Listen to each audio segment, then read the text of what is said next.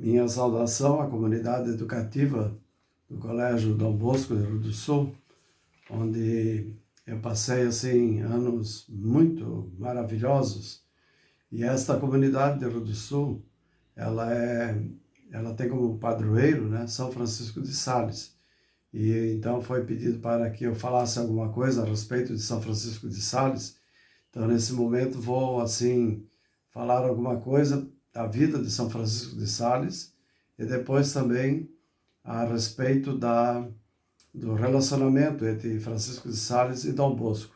Então Francisco de Sales, ele nasceu em 1567, né, no dia 21 de agosto de 1567. Ele é de uma família nobre, uma família, na época, né, nós sabemos assim que havia reinados no mundo todo, e então ele é de um ducado, porém não de um reinado, onde havia um duque, que é o Duque da Saboia, que é uma região que atualmente está entre o norte da Itália e uma parte da França. E na época, porém, era uma região única, formava um estado, né, no qual então havia um duque, e os pais de São Francisco então eram de famílias nobres da época. E ele nasceu então no castelo de Sales, fica numa região ali, né, próximo a Genebra, cidade de Genebra, né, e também próximo à cidade de Annecy, que são cidades importantes onde São Francisco vai atuar. E então ele nasceu assim dessa família nobre e foi desde pequeno, então, muito assim, educado pela sua mãe, para ele ser uma pessoa, vamos dizer assim, de respeito. E aos 6 anos, o pai dele, né, para evitar assim que... Porque o pai de Francisco tinha 45 anos e a mãe tinha apenas 16 anos quando casaram. Então a mãe mimava muito o Francisco.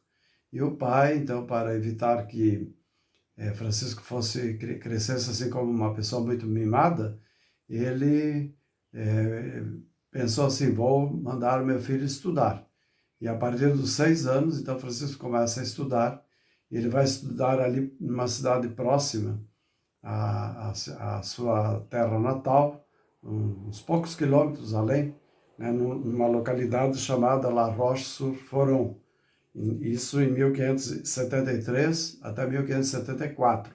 Então são 2 anos onde Francisco vai aprender assim as primeiras lições, né, vamos dizer assim, daquilo que era importante uma criança aprender. Claro que só os nobres na época tinham esses estudos. As pessoas comuns não recebiam esse tipo de estudos porque isso custava bastante, né, e as pessoas não tinham condições então de educar os seus filhos dessa maneira.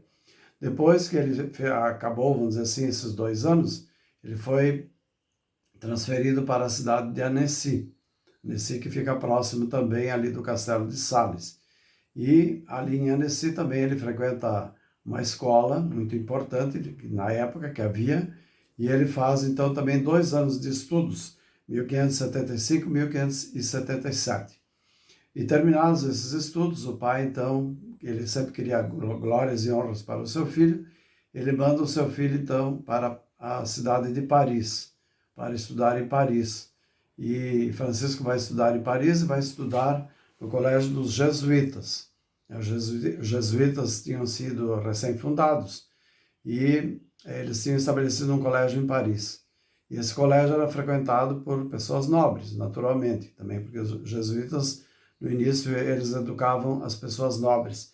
Então Francisco vai estudar nesse colégio chamado Colégio Clermont, que atualmente ainda existe, que é o Liceu Luís XIV, e 1578 a 1588. Serão 10 anos que ele vai passar em Paris, onde ele vai estudar então aquilo que era necessário na época para uma pessoa depois se encaminhar para os estudos de direito, porque o pai queria que ele fizesse direito. E ali em Paris também ele vamos dizer assim, ele vai aprender outras coisas próprias da nobreza, vai frequentar a corte, vai frequentar a rainha, o rei, etc. Porque fazia parte, né, como nobre, ele podia fazer isso. Depois, Paris se tornou uma cidade muito perigosa, porque naquela época nós temos as guerras religiosas, E aí então Francisco, o pai de Francisco, né, decide que em vez de ele ficar em Paris, ele vai estudar em Pádua. Então Francisco de Sales irá estudar em Pádua no final de 1588 até 1591, quando ele se forma então em Direito. Formado em Direito, ele volta para a sua terra, para a sua casa, e aí então o pai tenta assim conseguir títulos para ele, né? E já tenta inclusive arrumar uma moça para que ele case com essa moça.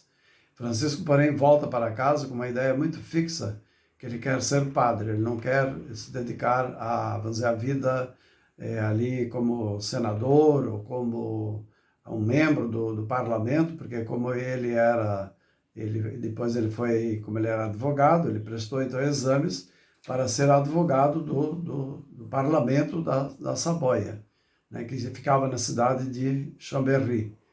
Então Francisco conseguiu tanto ser senador como ser advogado desse Senado.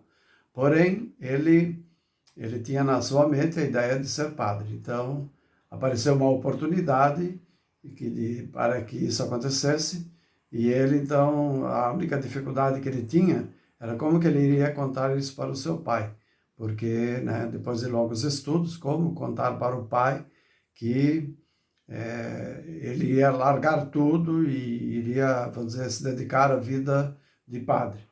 Mas foram falar com o pai, e conversa daqui, conversa dali, como o cargo que ele iria ocupar seria o cargo de chefe dos cônegos, né? Na época havia os cônegos, que eram um grupo de padres que ficavam junto na catedral, junto com o bispo.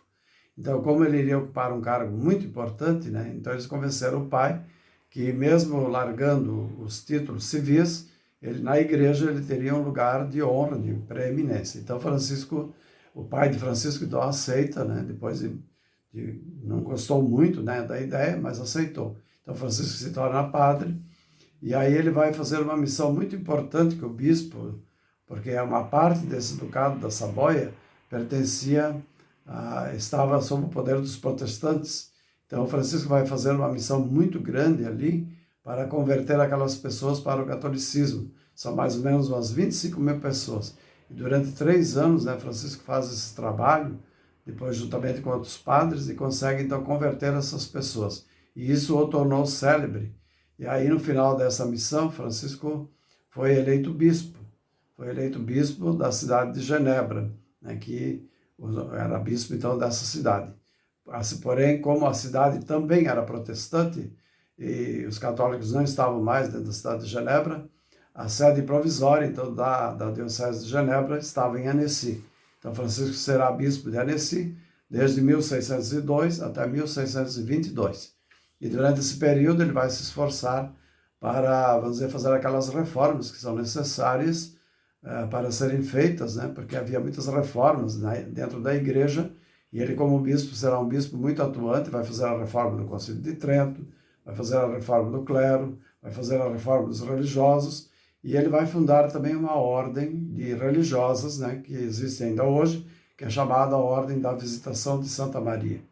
Francisco também será escritor, ele escreveu vários livros, 2 deles são muito célebres ainda hoje, que é o Tratado do Amor de Deus e principalmente a Introdução à Vida Devota, onde nesse livro ele ensina as pessoas a como ser um cristão realmente convicto, como ser uma pessoa que vive, né, a vida cristã de uma maneira coerente com a sua vida. Então, esses livros ainda existem, né, e são célebres porque, através do livro do Tratado do Amor de Deus, Francisco também se tornou o doutor da igreja.